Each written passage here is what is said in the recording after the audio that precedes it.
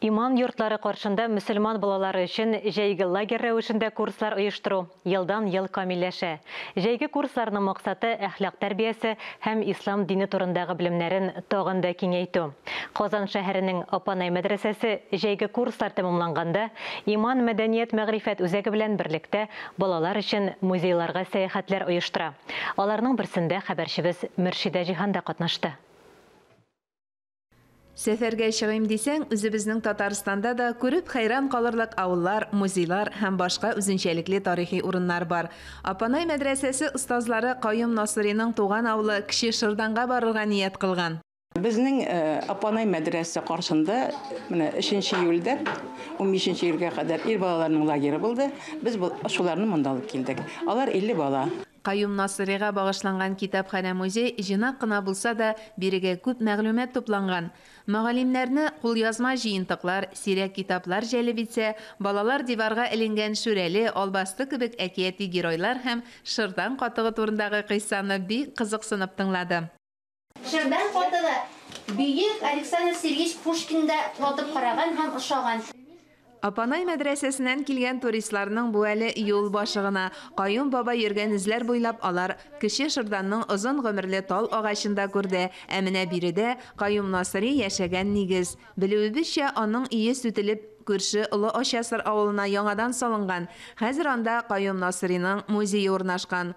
Шулай да ул яшәгән йорт нигезе янында кое сакланып калган. Каюм кыйысы. И туган җир, Каюм кыйысында шул бер тамчы саф су булсамчы дигән. Кече Шырдан авылының бәһәсе булмаган байлыгы ул 1903 елда ачылган мәчет. Аны төзетергә заманында Каюм Насыйри акча биргән була. Иман йорты хәзер яңартылган. Ашһаду анна Мухаммадар Расулуллах. Дин сабагы өйрәнүче балалар, остазлары, авыл картлары белән бергә нәкъ менә Каюм баба төзеткән мәчеттә илә намазын укыды. Дини дәресләрдән тыш балаларыбызга музейларга, балаларыбызны музейларга алып барабыз, төрле шәхесләр белән очраштырабыз һәм шулай сәнгать дәресләрендә үткәрәбез. Габделкаюм Насыйри халкыбызның иманы, аң белеме, мәдәнияте сагында торган бөек шәхес. Гомумән, Габделнасыр мулла нәселе төптән барлана башласа, Кече Шырдан авылында тулы бер мәгърифәт үзәге ачарлык тарихи җирлек бар. 2 ел элек шул Апанай мәчете әһелләре белән без таныштык. Бик күңелле булды бу безнең өчен.